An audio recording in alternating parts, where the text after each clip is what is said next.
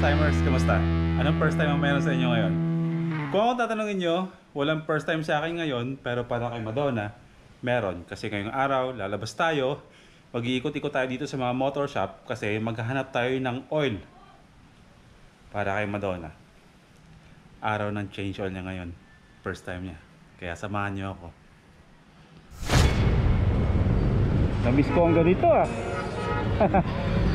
Okay mga first timers, tawag dito. Alam ko kung anong unang tanong sa akin, kung bakit hindi ako naka-KYT helmet. Ngayon papaliwanag ko sa inyo kasi na-delay lang yung box ko. Na-delay ng JNT kasi dahil dyan sa Shopee 1111 na yan, na-stranded yung box ng Motomart sa atin. Kaya hindi, hanggang ngayon hindi dumadating yung yung box ng helmet ko. Kaya ito muna ginagamit kong luma. Pero the time na dumating yon, lahat ng biyahe natin KYT na yung dadaling ko.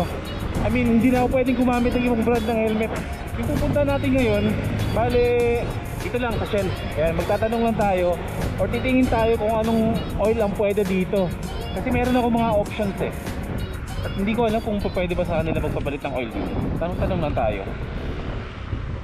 Mas okay na yung marami tayong pagpipilian eh. Ang sabi kasi itong Helix, tanong tayo kung anong pwede. Pero pwede daw itong blue na to eh, para daw sa Aerox to eh. Try natin yung Motul. Tanong natin kung pwede tayong bumili ng ibang brand, tapos kung pwedeng sa kanila ipagawa. Kasi nag-o-offer kasi yung mga gasoline boy dito na dito daw ako magpalit. Magpaayos palagi eh. Bro, pwede magtanong, pag dito ba sa Shell nagpapalit ng nagpa-change oil, dapat ba yung oil galing sa inyo or pwede ako magdala? Hindi. Hindi pwede? Shell na talaga. Shell brand. Pwede bang Shell na brand tapos sa Petron ako?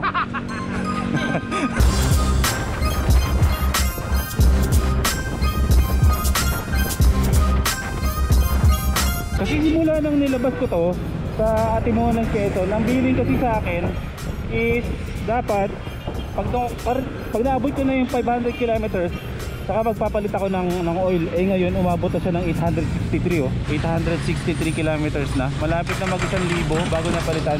So medyo sumobra tayo doon. Yun yung kaibigan kong traffic enforcer.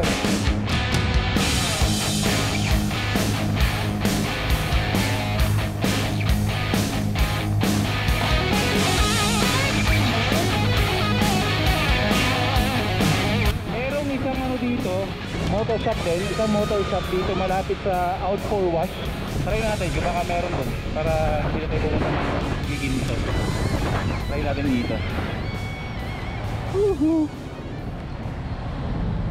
Baka meron dito, Motul. Papachange lang ako bro, ano bang pipili ako ng oil? Okay ba yung Motul sa Advance? Ano mas okay dyan? Motul. Malas pareha sila. Kung gusto mo, may tayo. Yung top 1, magkano yung ganito? 280. 280. Yung Motul 280 rin. sa Shell Advance 280. 280. Ngayon sa top 1 tsaka sa Motul, anong magandang perform? Patingin ako bro ng anong mare-recommend mo dito sa dalawa? Halos parehas kadalasan sa amin. Para dito sir? Oo, sa Aero. Kinuha, Top 1? Kasi na siya eh. Synthetic na siya. Synthetic. Halos pareha pero synthetic basis. Pare-pareho, no? So namili tayo dito sa dalawa kung top 1 or itong Motul. Ang nagwagi, mas nare-recommend nila itong top 1. Actually dati, kahit nung bago pa itong motor, nagtatanong-tanong na ako kung anong magandang oil. Marami nagko-comments, itong top 1 nga talaga. Actually ngayon ko lang ito narinig eh. Ito matagal na to, di ba? Pero mas okay daw to eh. Hindi, ito na lang, no? Ito na lang.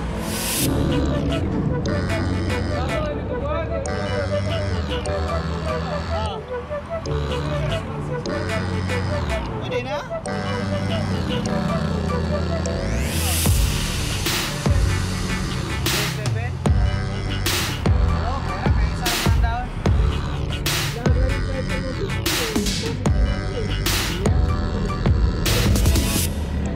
Unang PMS. Top 1 synthetic motor oil for motorcycle engines. Parang powdered milk Kasi gusto kong palitan ng busina yung busina ni Aero. Pwede naman itong Bosch. Yung Mio ko, ito yung kinabit eh. Pero saang brand to? Saang gawa? Ito, itong mock na to. Kasi ito syempre alam natin branded yan. Ito kasi bago eh. Ubus oh. Oh sige, ito na Pakabit lang. na natin. Alala ko ganyan dati sa akin eh. Magtaka naman yung mga kasunod natin mga jeep eh. Pag bumusina ako, alala truck yung nasa likuran nila. So ayun, change oil, top 1. Magpapalit na rin tayo ng busina. Suso. Para iwas bully tayo. Pag binubuli tayo sa daan, bulihin din natin. Eh, joke lang.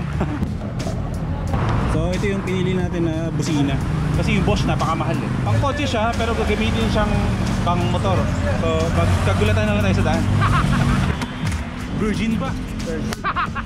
Na virgin. Hindi na virgin. Hindi na siya si Madonna eh. Feeling virgin na. Na-de-virginized. Okay, yun. So ano, magdadagdag tayo ng kable ikaw? Nakasi isi-series mo yan or? Galing na sa baterya sir. Galing yung baterya na. Kumbaga idudugtong na lang. Hindi ka na magugupit. Magdudugtong ka lang. Kumbaga tutusok mo lang somewhere dyan. Tatanggalin na yung ano, yung stock na busina.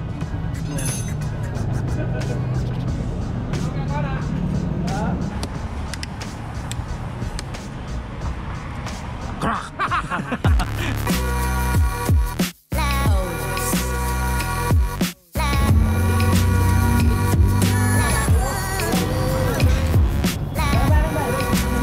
Para safety. Para hindi ka lang tingnan. Wire, binalot ng masking tape. Ay, electrical tape pala yun. Masking tape. So yung wire na yun mga first timers, ikakabit daw niya dito sa positive. Isa lang, palusot dito hanggang dito.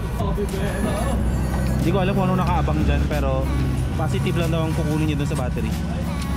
Wala akong alam dyan eh. Alam niya na yan. May masabi lang ako. Relay ito. Okay. Dito lahat magtatagpo. Doon siya pinadaan kung saan mismo yung mga kable din para hindi siya madumitignan. Yun.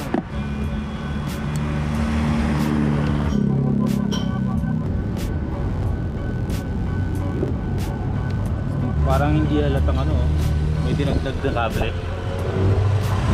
Yun yung galing doon. Saan safety kasi galing sa baterya eh. Komplikado sa paglag. Hindi pwedeng dumikit siya kahit saan. Kasi pag dumikit yan, yan ang tinatawag na merong spark.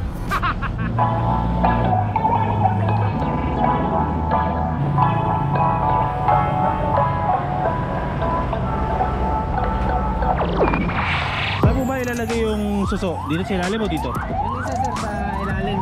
Yung isa Ah, dito. dito. Pero kung gusto niya po, pwede dalawa dito. Eh kaso baka hindi gano'ng makasingaw yung isa kasi dito na siya eh. Okay lang, maghiwalay. Pero singaw naman siya dito. Sige. Bakit dalawa? Kasi bawat isa dito may kanya-kanya tunog to. Isang low, tsaka isang high. Tapos yan, nagsasabay silang tumunog. So yan, pogi ng tunog nun. Mamaya, sasampulan natin. Habang manggagaling tayo dito hanggang sa mauwi tayo ng bahay, wala tayong gagawin kasi bumusin na lang tayo ng bumusin. Unang suso. Din lagyan ng burn socket para hindi naglulos. Okay na, naikabit na yung isang suso dito. Pinapalusot na yung kabel papunta dito. Kasi dito ilalagay yung isang suso. Magkahiwalay sila. Kasi pwede naman daw ilagay dyan sa yung dalawa, pero baka yung singawan, issue sa singawan. Yung nakakabit pala sa loob, yan yung high. Ito yung low. Ayun. Hindi naman bakit. Ayun o, may nakalagay na H. Ito L. So low ito. High yung nasa ilalim. Anong tawag dyan? Sa ano na yan? Maliban doon sa Bosch? Relay socket. Okay. Relay Relay socket. socket. Kaya niya lang gawin na mabilis. Kasi ilang Aerox na kinabitan mo ng ganyan? Dami na. Marami na din po. At saka NMAX. Saka NMAX. Ang linis trumabaho ni Kuya sa kable. Na-reach niya yung level ng kaosiyan ko.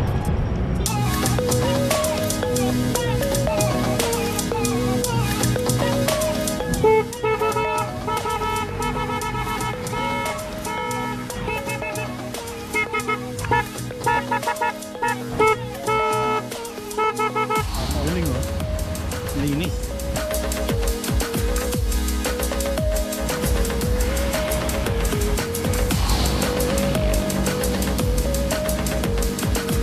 Okay na. Sir, salamat. Ano pangalan mo, sir? Louis. Louis. O sige, salamat. Mararamdaman ko ba yung pinagkaiba nito sa oil? Okay, salamat sir. Salamat. Sir, thank you. Tingnan natin kung may nagbago ba. Parang wala naman. At least okay na ngayon, kampante na. Sarap siguro ng pakiramdam ni Madonna ngayon, no? Bagong change oil. Bago rin yung busina niya. Sample nga, sample. Oh wow. Isa pa nga. Aba. Ayos ah. Isa pa. Oh. Isa pa.